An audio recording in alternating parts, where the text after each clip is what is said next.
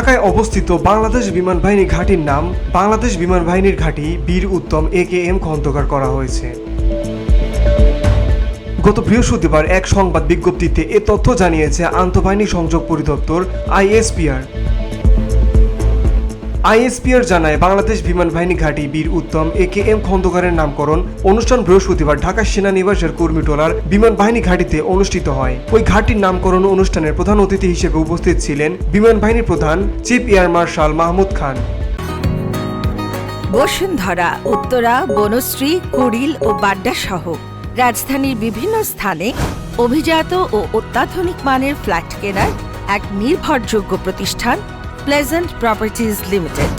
তাই আপনার স্বপ্নের আবাসনের জন্য আজই যোগাযোগ করুন। Pleasant properties limited, where destiny matches eventually.